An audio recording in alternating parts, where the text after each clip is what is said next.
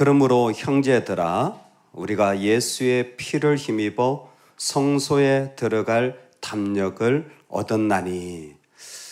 성령이 우리에게 계시면 우리가 살아가게 되어지는 삶이 세 가지 종류가 있습니다.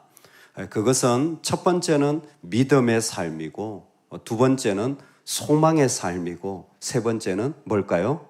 사랑의 삶입니다. 어렵지 않죠?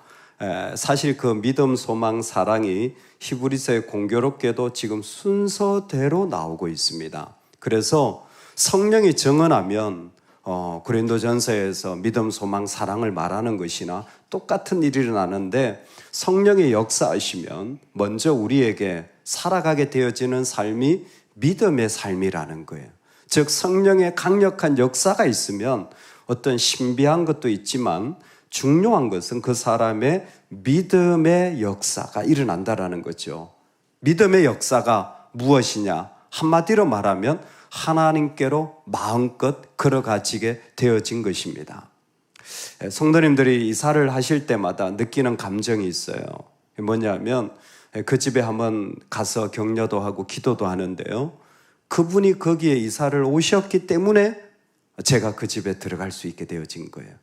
제가 만약 성도님이 계시지 않았다면 그 집에 전혀 들어갈 수가 없는 거죠. 밖에서 구경을 해도 여기에 누가 사는지 어떤 모양인지 전혀 알 수가 없는 겁니다. 근데 이사하셨다고 이렇게 신방을 하실 때마다, 그 집에 들어갈 때마다 나오는 느낌이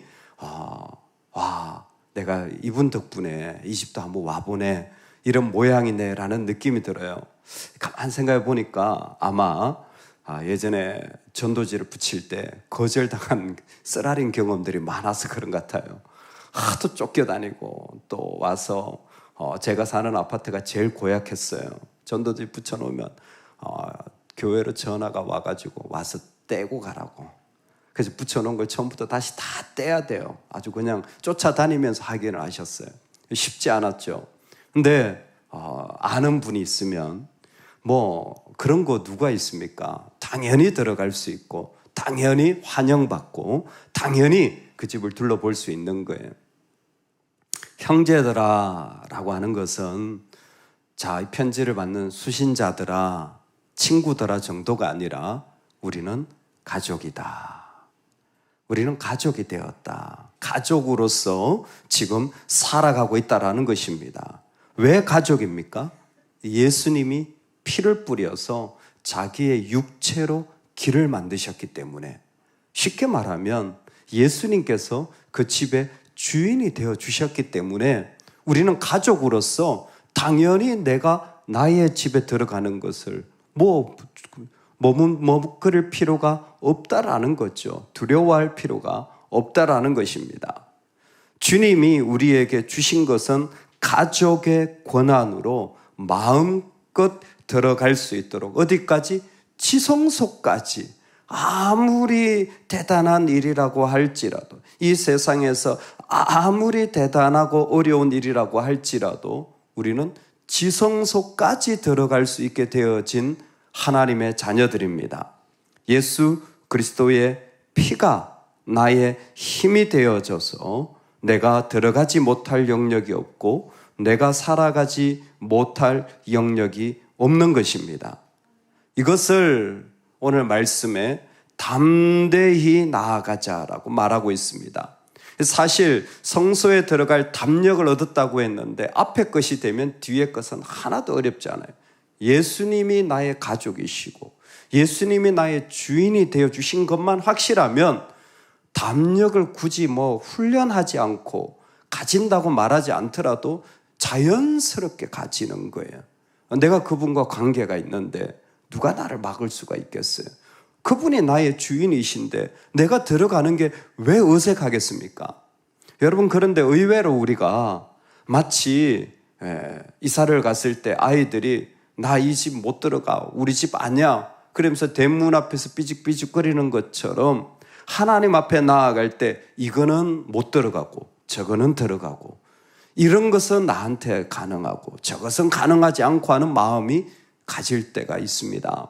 그것은 어떻게 보면 우리 안에서 주님과의 관계가 아직 제대로 형성되지 못한 것입니다. 즉, 내가 주님을 믿음으로 신뢰하는 부분이 약할 때에 우리는 자꾸 망설이게 되어지고 스스로 선을 그어버리게 되어지는 거예요. 여러분, 우리에게는 못 들어갈 영역이 없습니다. 할렐루야. 아무리 우리가 연약하고 약해도 부족해도 주님의 이름으로 우리는 어디나 들어갈 수 있는 주님의 자녀들입니다. 이것을 구약적인 용어로 표현하자면 이렇게 표현할 수 있을 것 같습니다. 만일 왕이 그리하시면 살아계신 하나님이 우리를 건져내시겠고 그리 아니하실지라도 우리는 결코 절하지 않겠나이다. 누굽니까? 다니엘이죠.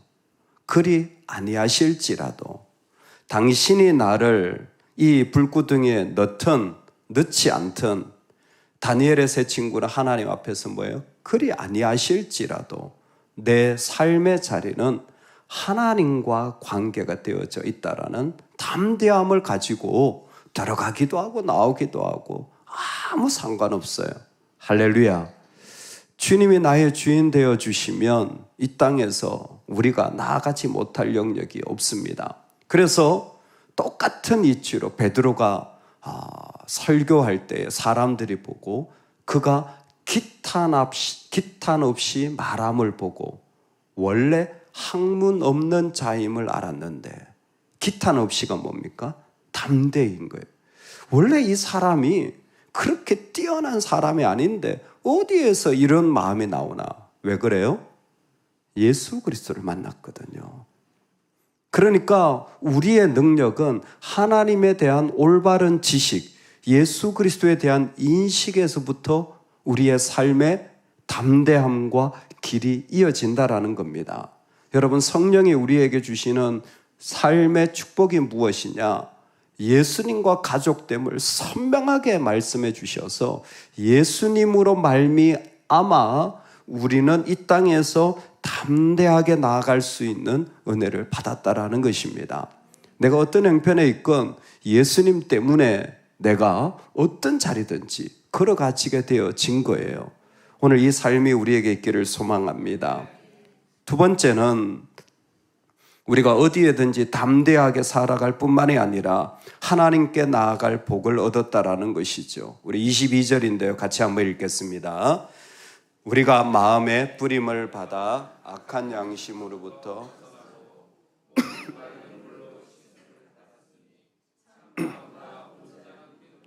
하나님께 나아가자. 아멘. 제가 10장 1절을 한번 읽어드리면 율법은 장차 온 좋은 일의 그림자일 뿐이요 참 형상이 아니므로 해마다 늘 드리는 같은 제사로는 나아오는 자들을 언제나 온전하게 할 수 없느니라. 아멘. 옛날 제사로는 하나님께 나아가는 것이 온전해지지 않았어요. 근데 은혜의 보좌 앞에 담대히 나아가자고 말씀하신 그 도전은 오늘 다시 한번 온전한 믿음으로 하나님께 나아가자라고 반복되어지고 있는 것입니다. 즉 믿음은 주님과 가족된 관계가 이루어져서 그 사람에게 일어난 일이 뭐냐면 하나님께 어떤 막힘도 없이 나아가는 삶을 사는 것이 믿음의 삶인 거예요. 믿음은 주님과 예수님과 나와 가족이 되어져서 그 안에 놀랍게도 하나님이 원하시는 모든 자리에 마음껏 나아갈 수 있는 복을 누리게 되어진 거예요. 독특한 것은 우리가 마음의 뿌림을 받아 악한 양심으로부터 벗어나고 이 사람은 먼저 그리스도의 보혈로 자신의 마음이 정결하게 되어지고 그 온전한 믿음으로 하나님께 나아가게 되어지는 정결과 그 하나님 앞에 순종하는 것이 같이 이루어졌죠. 그런데 정결한 것은 그리스도의 피로 뿌림을 받아 양심으로부터 벗어나고 그랬는데 몸은 맑은 물로 씻음을 받았다 그랬어요. 몸도 그리스도의 피로 씻음을 받아야 될 것 같은데 몸은 맑은 물로 씻음을 받았다 그랬어요. 이게 맑은 물이 뭘까요? 마음은, 양심은 피로 뿌림을 받았어요. 보혈로 정결하게 된 거죠. 근데 몸은 맑은 물로 씻음을 받게 되어지는 것입니다. 여러분, 맑은 물이 뭡니까? 바로 에스겔에서 말한 성령입니다. 성령. 맑은 물을 너희에게 뿌려서 너희로 정결하게 하되 곧 너희 모든 더러운 것에서와 모든 우상 숭배에서 너희를 정결하게 할 것이며 또 새 영을 너희 속에 두고 새 마음을 너희에게 주되 너희 육신에서 굳은 마음을 제거하고 부드러운 마음을 줄 것이며. 아멘. 즉 우리가 믿음으로 우리의 마음이 그리스도의 보혈로 깨끗하게 될 때 즉각적으로 우리 안에 필요한 것은 다른 것이 아니에요. 성령으로 내 온 육체가 가득해지는 것, 성령으로 내 온 육체가 가득히 채워지는 것, 성령으로 그 사람이 가득 채워지면 일어나는 게 절대 충성, 절대 의존, 참 마음과 온전한 믿음으로 나아가지게 됩니다. 성령으로 채워지면 절대 의존, 절대 충성이 일어나서 하나님만 의지하는 그 마음을 가지고 하나님께 나아가서 그 사람을 막을 수 있는 이유들이 사라지는 거예요. 여러분, 우리 자신을 볼 때 이유가 많아지면요, 그것은 내가 지금 내 몸이 성령으로 충만하지 못하다라는 겁니다. 이유들이 다 사라져요. 누구? 주님만을 의지할 때는, 주님만을 의존할 때는 오직 그 주님 외에는 다른 어떤 이유들이 다 사라지고 없어지게 되어져 있어요. 그래서 이게 이 자녀의 양육을 어떻게 할까? 여러분, 우리가 이 고민을 할수록 우리 자녀도 시험에 빠지는 거예요. 내가 이런 마음의 괴로움에 더 천착할수록 내 삶은 더 어려움에 빠지는 거예요. 오히려 그때 내가 더 성령 충만해야 되는데, 이 가운데 분명히 역사하시는 주님을 내가 분명히 믿어야 되는데, 주님을 분명히 의존해야 되는데 라는 마음이 있으면 오히려 그 자녀가 그 어려운 가운데 그 믿음으로 일어나게 되어지는 거예요. 온 몸이, 나뿐만 아니라 그리스도의 몸 전체, 교회죠, 하나님 나라죠. 그래서 하나님께 나아가는 것은 단순히 내가 은혜 받는 것이 아니라 온전한 하나님의 나라가 회복되어지는 것까지 연결되어져 있는 것입니다. 오늘 우리가 살아가는 삶의 자리들 속에 오늘 주님의 믿음의 역사가 가득하기를 소망합니다. 예수님이 그 육체로 휘장을 찢어주셔서 우리를 초대해 주시는데, 우리가 못 갈 길이 어디 있으며 우리가 두려워할 길이 어디 있겠습니까? 머뭇거리거나 답답해할 필요 없습니다. 어디든지 마음껏 들어갈 수 있습니다. 특별히 그 일을 우리에게 허락해 주실 때 하나님께 나아가자 말씀하시는 그 주님 앞에 절대 의존과 충성의 마음으로만 나아갈 수 있기를 축복합니다. 아멘. 우리 같이 한번 기도하겠습니다. 하나님, 우리에게 주신 이 믿음의 자리를 온전함으로 걸어 나아갈 수 있는 은혜를 허락하여 주시옵소서. 우리 다 같이 이 믿음의 자리를 놓고 기도하며 나아가겠습니다.